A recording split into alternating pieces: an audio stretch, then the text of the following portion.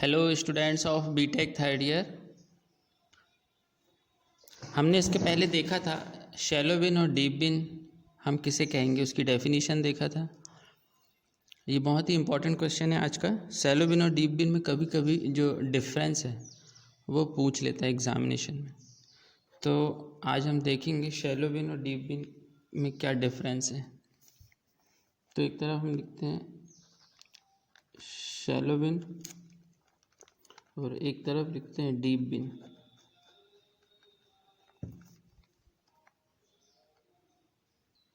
हमने plane of rupture का फंडा सीखा था इसके पहले। प्लेन ऑफ रप्चर के बेसिस पे हमने शैलो बिन और डीप बिन का को डिस्टिंग्विश किया था। प्लेन ऑफ रप्चर क्या देखा था हमने? Plane of rupture is that surface down which a wedge of material bounded by one wall face the free surface, and the plane of rupture would start sliding if bounding wall were to move. Means the surface down which a wedge of material, ये जो veg बन रहा है, ये जो material का जो veg बन रहा है, ये फ्री सरफेस है, ये लाइन ऑफ रप्चर है और ये उसका वॉल है, किसकी? बिन की। तो the plane of rupture is that surface down which the wedge of material bounded by one wall face. Wedge of material जो है वो एक तरफ वन वॉल फेस से और फ्री सरफेस ही है, फ्री सरफेस से बाउंड होता है। वन वॉल फेस और फ्री सरफेस से बाउंड होता है। And the plane of rupture would start sliding, और ये प्लेन ऑफ रप्चर है ये स्लाइड करेगा ऐसे ऐसे। कब स्लाइड करेगा? If the bounding wall were to move, यदि बाउंडिंग वॉल को हम मूव करवाएंगे। ये बाउंडिंग वॉल ऐसे आएगा, प्लेन ऑफ रप्चर ऐसे जाएगा। इफ यह है प्लेन ऑफ रप्चर, तो the angle of rupture meets the grain surface before crossing the opposite side wall. मतलब जो एंगल ऑफ रप्चर है, ये प्लेन ऑफ रप्चर बोल दो। प्लेन ऑफ रप्चर जो है, ये लाइन ऑफ रप्चर जो है वो ग्रेन सरफेस से मीट कर जाता है before crossing the opposite side wall. यहाँ पे हम देखेंगे second point, angle of rupture या लाइन ऑफ क्या बोलते हैं उसको, line of rupture, plane of rupture बोल सकते हैं। एंगल ऑफ रप्चर और plane of rupture meets the opposite side wall before crossing the grain surface.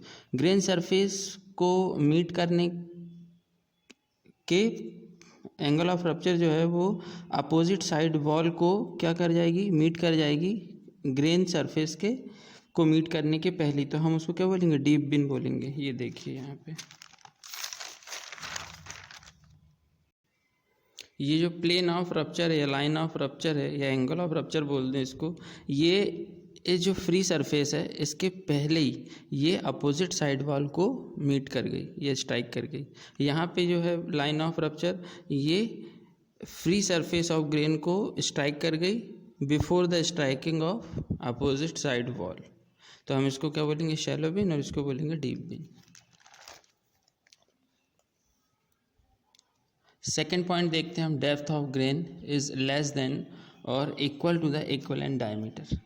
जो डेप्थ ऑफ ग्रेन है वो लेस या किसके बराबर? इक्विवेलेंट डायमीटर के बराबर है, तो हम बोलेंगे उसको शैलो बिन।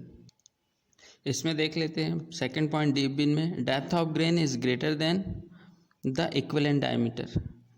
शैलो बिन और डीप बिन का एक वीडियो मेरा है, वो आप देखेंगे तो ये और अच्छे से क्लियर हो जाएगा। थर्ड हम इसमें पॉइंट देखेंगे शैलो डीप बिन का डिफरेंस में, Rankine theory is applied in estimating the lateral pressure on bin wall. Shallow bin में रैंकाइन थ्योरी हमने पढ़ा था, वो लेटरल प्रेशर को एस्टिमेट करने के लिए हम शैलो बिन में लेटरल प्रेशर को एस्टिमेट करने के लिए रैंकाइन थ्योरी का यूज़ करते हैं।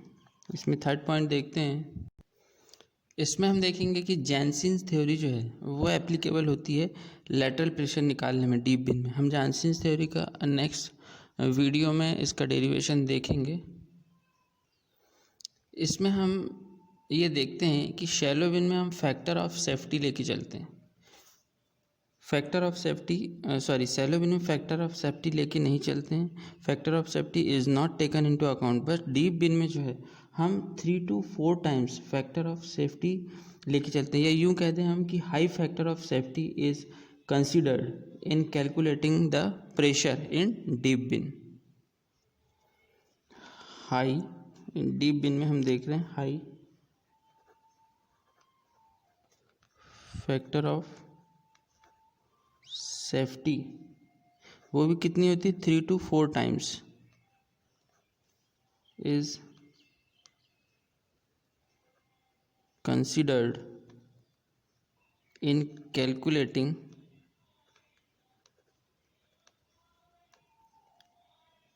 The pressure.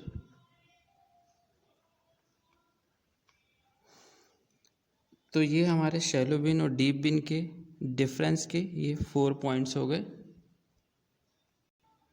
तो आज हमने देखा distinguish between shallow bin and deep bin. इसके बाद हम जेनसेन जो थ्योरी है उसका डेरिवेशन देखेंगे। Thank you students.